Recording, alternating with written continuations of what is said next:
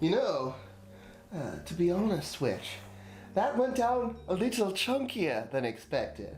And it's as though somebody put something chicken nugget shaped into my drink. An oddly it's in mine too. Experience, if you ask me. It's in mine too. How odd. We must both be crazy. You far more than I. You know what'll help us feel less crazy?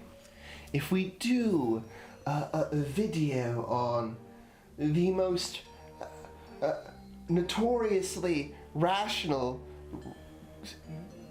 region in all of modern Europe.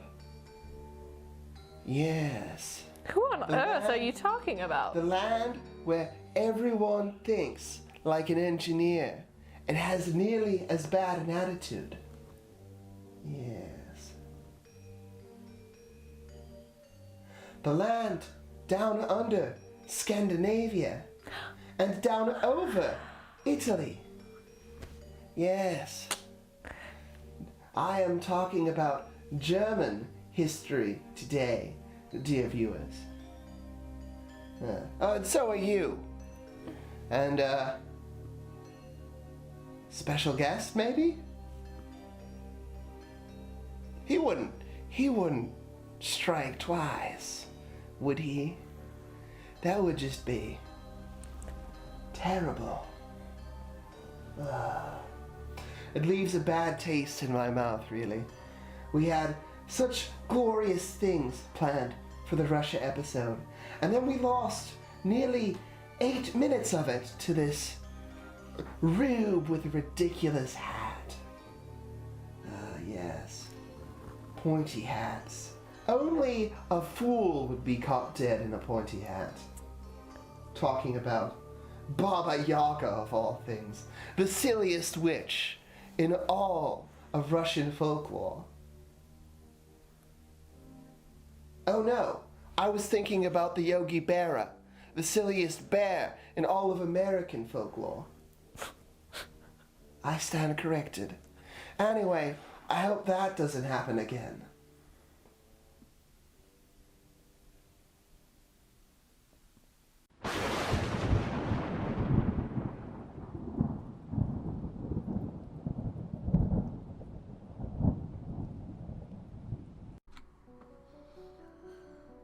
Okay, forgot my broom for the day. Who are you? Don't know you, but while you're here, why don't I tell you a little story? Boy. Fix this for you. There we go. Can't be losing our heads now. So we learn about, today, Elizabeth Bathory, who some, including the Guinness Book of World Records, say she is the world's most prolific female serial killer. We are here to tell her tale and leave it for you to decide whether she is a gruesome murderer or a victim of a conspiracy for her power. Bathory was born into wealth and renown in 1560 to very influential parents. Bathory was plagued with seizures as a child, believed to be the result of epilepsy stemming from inbreeding in the family. Treatments for which could have included blood of the healthy being rubbed on her lips, or even a mixture of that same blood and bits of skull being given to her at the end of the episode. This, some may say, crazed practice could have led to inspiration for her later legend, or even inspiration in her own mind to commit these foul acts in attempts to cure or treat her ailment. There are many claims that factually are lacking but are possible nonetheless, or tales of her learning her cruelty from her family themselves, We're all here for the gruesome bits, so I won't bore you with the stories of her husband Henig, other than he was a soldier, so he's away for large portions of the marriage, and died in 1604 under unknown circumstances from a disease that left his legs paralyzed in the end, entrusting his heirs and widow to the man who would later lead the investigation into Battery herself, H.R.E. Thurzo. Why can't she be an independent woman? Why must she be left to this man?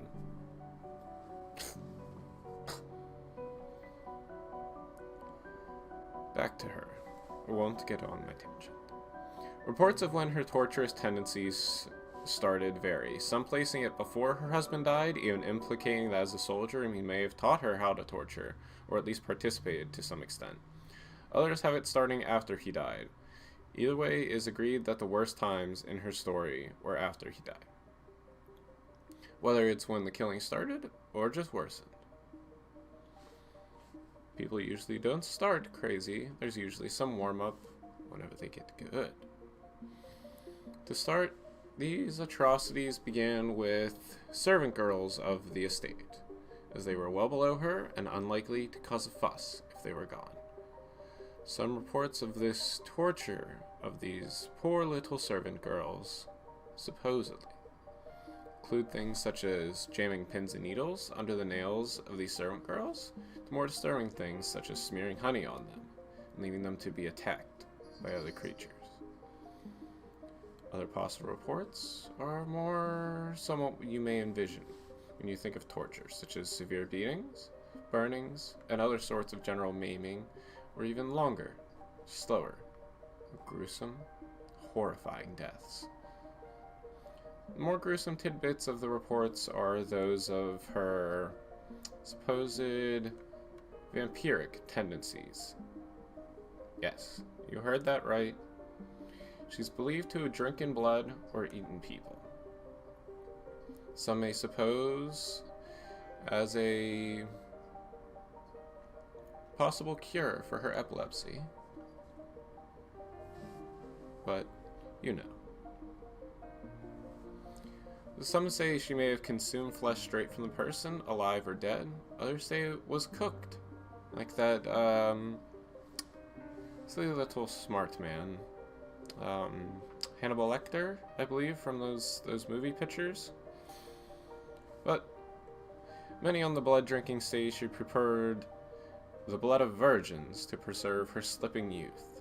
A possible theory to explain where this thought came from all traces back to when she was growing up. That may have left her with a fractured psyche, causing all these sort of delusions. Or it could have just been her MO, or modus operandi, a marker, if you will, of her actions that stayed true throughout her crimes. Lovely woman, lovely. Nonetheless, time comes for everyone, and it came for Elizabeth Bathory, innocent or guilty, after years of complaints from a Lutheran minister named István Magyari, and the Hungarian authorities finally acted that year, sending none other than György Thurzo, the Palatine of Hungary, to collect evidence in March of 1610. By October of that same year, they had collected 52 witness statements, though by 1611 they collected more than 300 testimonies, two of which, Benedek Deseo and Jakub Silvasi, were court officials and claimed to have personally witnessed the Countess torture and kill young servant girls. In 1610, Bathory was arrested. The exact goings-on of the arrest vary and could largely be fictionalized, so we will move past. She was detained in the castle of Chiet for the rest of her life, where she died at the age of 54. In August of 1614, the night before, having complained that her hands were cold, and the next morning was found dead. She may have been able to have been saved if they had given 2 rats patooties. She was buried in the church of that same town in November of that same year, but according to some of the villagers' uproar over having the supposed bloody countess Buried in their cemetery, her body was moved to her birth home at Essid and interred at the Battery family crypt. Today, the location of her body is unknown. The church and castle of Siet bear no markings of her possible grave, so that is the Blood Countess Elizabeth Battery. Is she a terrifying serial killer, or a victim herself of being a woman with too much power back in the 1600s?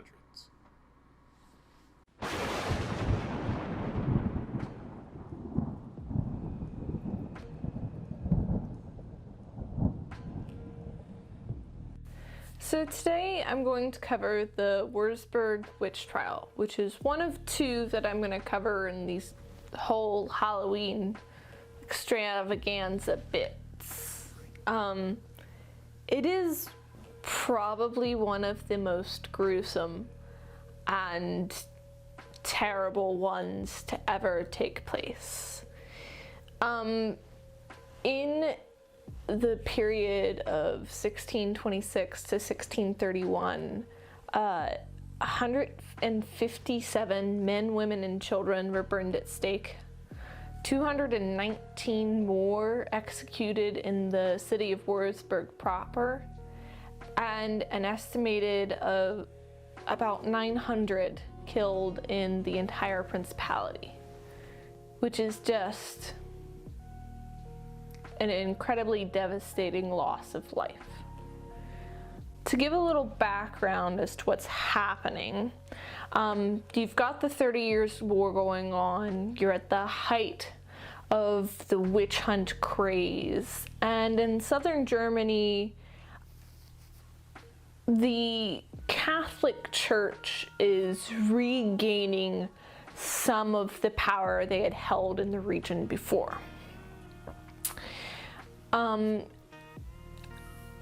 At the beginning of this, their Prince Bishop of the whole Principality of Wurzburg was Julius Etcher von Melsbrunn. Sorry. I don't know why, it's always the last name that throws me off. Always. And he was in power for a couple of the beginning of some of this. In 1616, there was a small witch trial, and there was kind of this mass hysteria growing. And he essentially gave his permission for all of this to start happening. But in no way, shape, or form did he really perform or was a part of the biggest part of the witch hunts. That would be his successor and his nephew, Philip Adolf. God, I have to look at his last name. Ehrenberg. Philip Adolf Ehrenberg. Ehrenberg was cruel, and he, during the witch hunts, most certainly did not care from what walk of life you came from. It didn't matter to him. During his reign, he burnt his own nephew.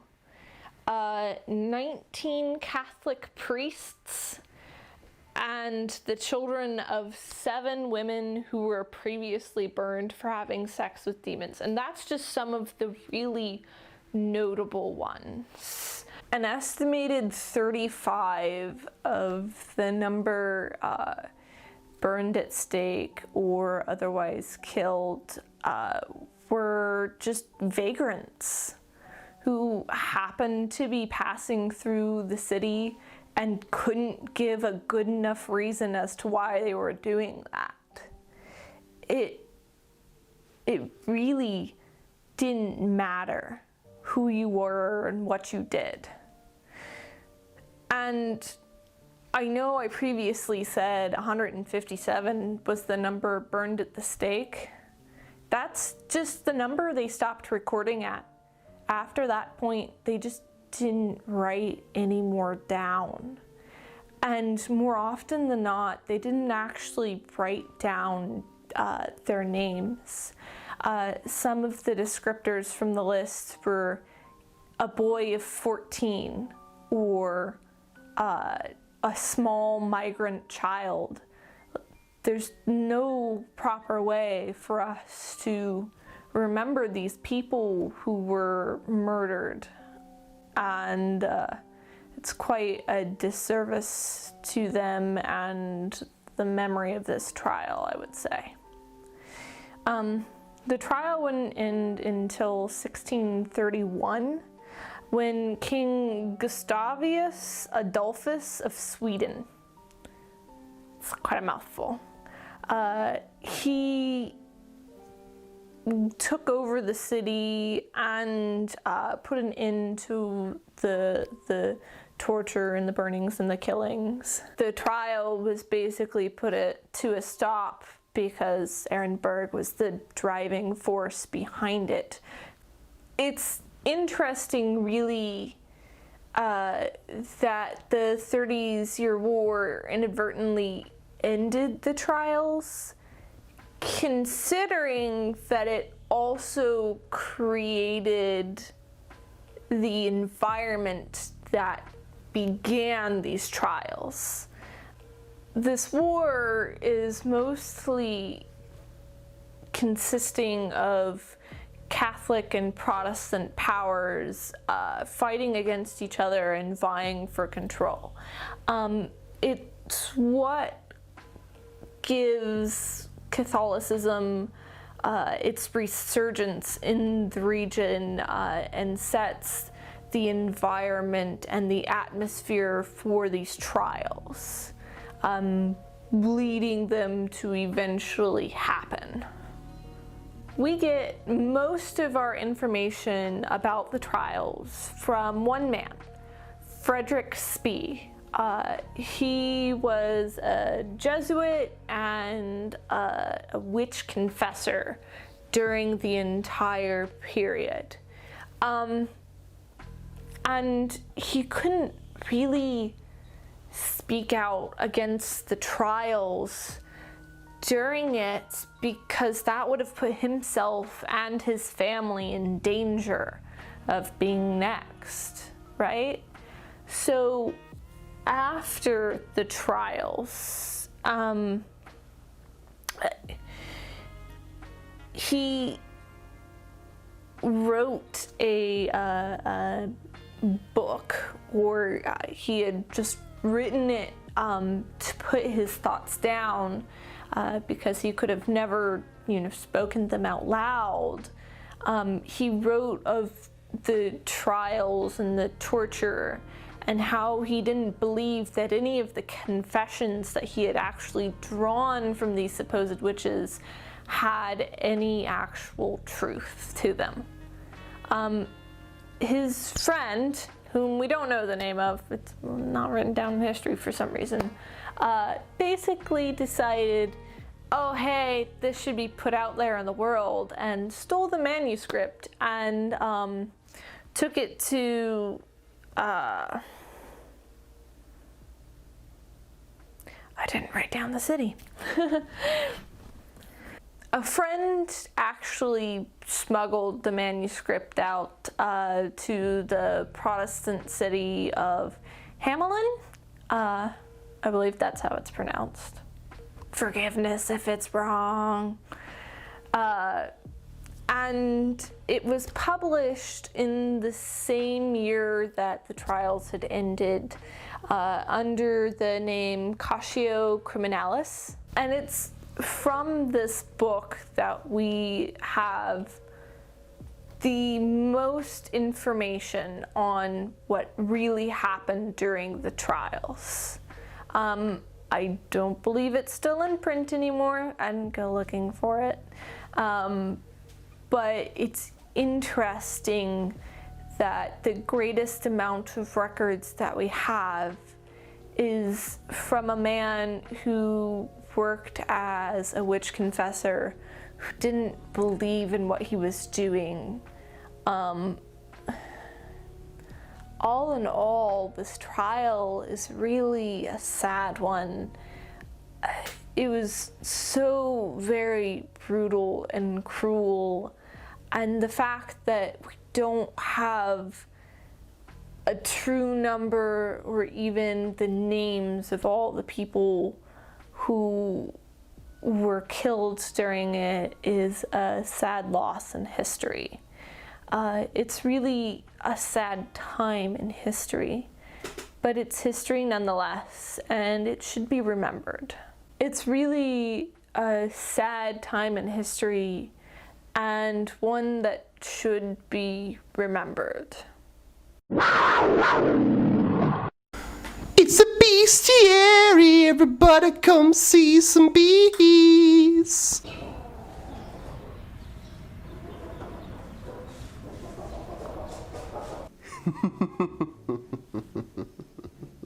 In southwestern Germany, the Emperor Palpatine region, a strange creature haunts the forests, hiding beneath the underbrush. Flightless wings, reptilian scales, and fearsome stag-like horns. But worst of all, the body of a twisted, enlarged chicken. The Elwerswish, the Elwesterich, the Ellerswitch, hold on a second, kids. The Elwetrish is a beast of myth and legend, the snipe of the Bavarian woodlands of Germany, the jackalope of the Bavarian forests of Germany, a creature so fearsome and so reviled that a Bavarian king in modern Germany once pretended to eat one. It was quails. It was a joke that got recorded and made its way into cryptid forums for some reason. I mean, I don't read cryptid forums. Nobody reads cryptid forums, but weird people. I only ever get my knowledge straight from arcane tomes, filled with all other kinds of arcane beasts. Now, my young ones, I know what you would say to me if you were with me in any other way than spirit. You would say to me with your fleshy mandibles that isn't scary. And to that I say, look at this, young ones. This thing here, this depiction. They added mammaries to a cross between a bird and a reptile. And a face. A very disturbingly human face. This is like a thing that someone has in his dreams, young ones. Fear the night, but fear the man who made this even more. Tremble before his artistic terror. And to those of my viewers living outside of Western Europe, saying to yourselves that you are safe from ever seeing that abomination ever again, feeling yourself cozy and protected, tucked away even in your sticky cocoons, deep within your arachnid layers, as the spiders weave false realities upon your mind, even as they drain your life essence into their slathering mandibles. That just ain't so. You see, the group of German immigrants, known confusingly as the Pennsylvania Dutch, carried this tradition with them into North America. It is said that they snuck these creatures with them hiding them in the woods of Pennsylvania, in the forests of the northeastern United States. Be warned, for while common scholarship would have you believe that they do not look like a disturbing, half-human, half-chicken abomination from hell, what if they're wrong? What if they've always been wrong?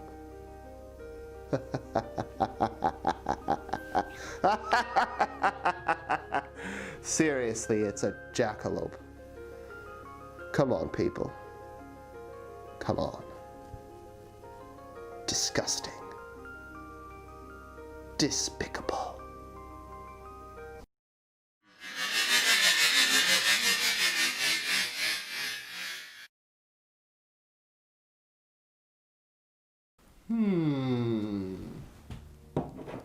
You're not feeling cursed, or like some great ancient, excessively skeletal force from the ancient past has returned to haunt your dreams and nightmares and avenge tiny skeletons of their excessively petty ills and grievances. Oh, I wasn't talking about you, Yorick. No, I was talking about a different tiny skeleton. Yes. Yes, Henry the tiny skeleton. No, there is totally a Henry the tiny skeleton. No, there really is one. I know you made it up just now to catch me in a lie, but we've got one on staff somewhere, I swear. All right, calm down. We're sorry for those of you who wanted a more spicy German history episode. But in our defense, this channel is planning a major project related to the spicy part of German history. A special thanks to you all and to our Patreon donors. Yes, they're there on the screen. Look at them. Wonderful. Their names. Not they themselves. We have in no way imprisoned their souls within the text files that make up these names. Not even a little bit. And you will by no means be imprisoned if you give us a little bit of a delicious Patreon donation. No matter the fate of your money or your eternal soul, please join us again next time when we discuss region surrounding a well-regarded body of water. And remember, normal human-sized skeletons do not exist, and curses placed upon fried and breaded chicken products cannot call them forth from the great beyond, allowing them access to our sacred home studio and giving them rights to consume our flesh and suck out our marrow, while simultaneously giving their skeletal nephews or grandchildren or whatever a huge boost in power level. Thank you. Good night. It's clicked! Now, my children, I know what you are thinking. What you, if you were in this room, which you are in spirit, what you would say unto me if you had a not spirit mouth.